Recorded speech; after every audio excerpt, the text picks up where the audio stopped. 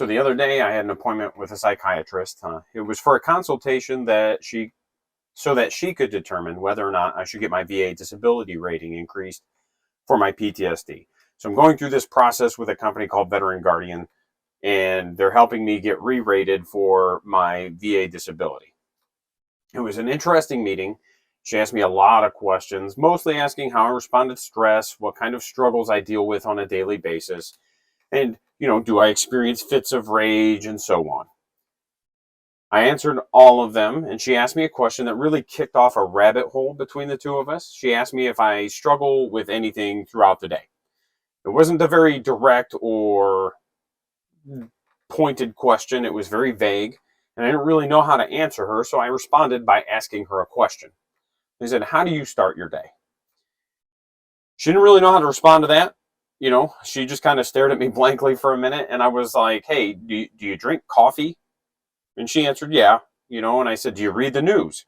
And she said, "No, but I do this." And then she kind of saw what I was getting at, and she started kind of walking me through her morning. And then I asked her, I said, "Do you ever have to think about any of it? Or do you just get up and basically do your morning routine pretty autonomously?" And she was like, I just get up and I just do it. And I said, "Yeah, for me, when I wake up, I know I want coffee. I know I want to do these things, but I don't just get up and get coffee. When I wake up, I have this weird discussion with myself. Do I want coffee? Yeah. Well, then you need to go get it. And then while I'm making the coffee, I'm like, do I really want this, or do I want to do something else? Like my brain is constantly looking for different things to do. And it's not just I'm going to do this mindlessly. And I went through my routine with her, and I told her, like every morning for breakfast is such a huge deal for me because, I might want a protein shake, but my brain tells me I need to have eggs. I might want this, but my brain tells me I need to have that. So it's never just, I'm going to have this. So if my breakfast isn't just like 4 eggs and 2 pieces of toast, it requires a lot of thinking and mental gymnastics in order to get my brain to go, no, this is not what we're having. We're having something else. But the downside of that is like my brain will just keep nagging at me. If I have that protein shake, then for the rest of the morning, my brain's like, you're dumb. You should have had eggs. This is what you're supposed to do. But then if I eat the eggs, then my brain's like, well, you should have had the protein shake. You wanted the protein shake. And this is just something that I go through every day. And I told her, like, a lot of my decisions are just a lot of this type of thing where it's like my brain is never truly on autopilot. And that even when I'm doing something mindless, I'm always aware and never really completely checked out. We continued talking for a little bit, and she stopped me. She told me, hey, I've been doing this for about 5 years dealing with veterans, and I've never seen anybody present the way that you do. And I was like, well, it's pretty cool. But I also had multiple TBIs. For those that don't know, that's traumatic brain injuries. I said, I also had multiple TBIs while I was in the service. And she said, well, those are not on your rating, right? This is not in your paperwork. And I said, well, I'm 40. So when I was in, concussions weren't considered a serious injury.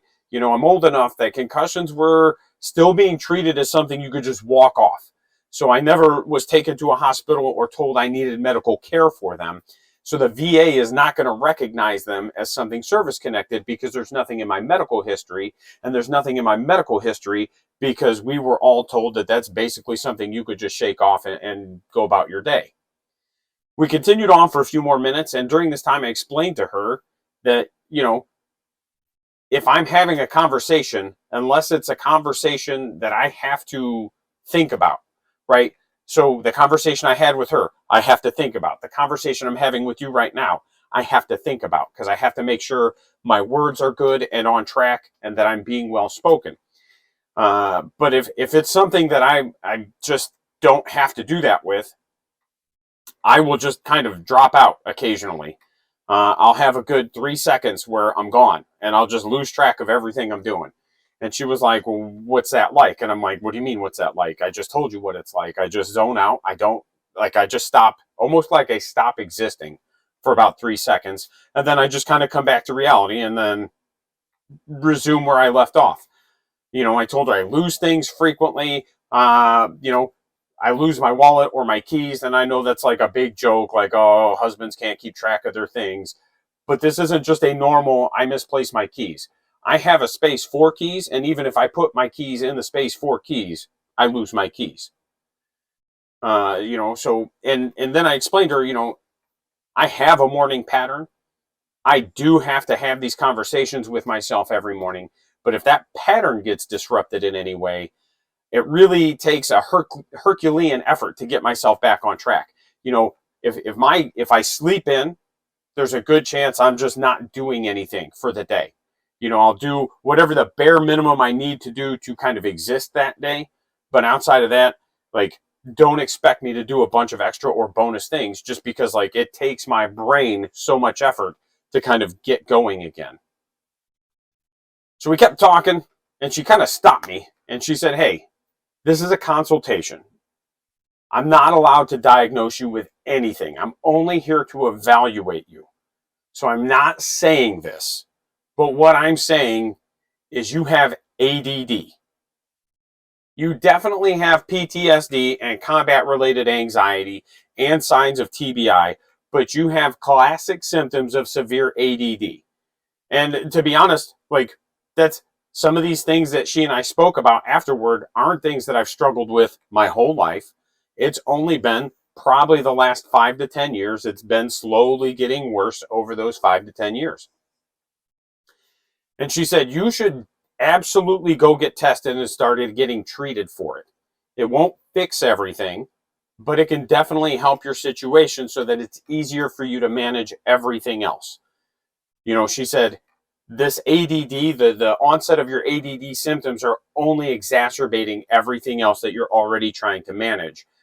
And so we finished our appointment, and I thought a lot about what she said, and I did some of my own research, and I found out, chronic alcohol use is pretty typical in adults with ADD, and it does create a fairly nasty cycle in those adults, because what will happen is adults with ADD will drink alcohol or take any other drug, whatever their drug of choice is. It doesn't have to be alcohol. Mine typically is, but it kind of like calms their brain. But then what ends up happening is when they're not under the effects of alcohol, their impulse control and the desire for whatever that drug is makes it worse. And I know that's generally how drugs work, the mental addiction, but it's worse in people with ADD because of the fact that it's quieting that like constant kind of squirrel brain all over the place.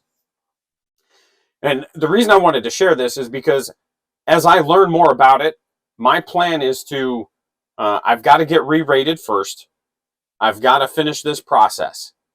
Once I finish this process, I'm going to talk to somebody about, looking at various treatments for the ADD, but this getting re-rated is going to take 60 to 90 days minimum, because the VA doesn't do anything at anybody's pace but the VA's pace. So while I'm going through this process, I'm going to have to learn how to manage my symptoms, manage these things that the ADD is causing in my life. And so as I learn them, I want to make sure that I share them with everybody. And then that way, if you've got ADD and you didn't know it, or you do know it and you just don't know how to struggle or like how to work with it, maybe you could take something from, strategies that I use. And if you do have it and you already have strategies, you can share them with me, and we can just create this big discussion where everybody benefits from our shared knowledge, and that's kind of my goal here, is so that we can all learn how to work with everything, together as a group, as a community. So thanks a lot for listening. I appreciate it.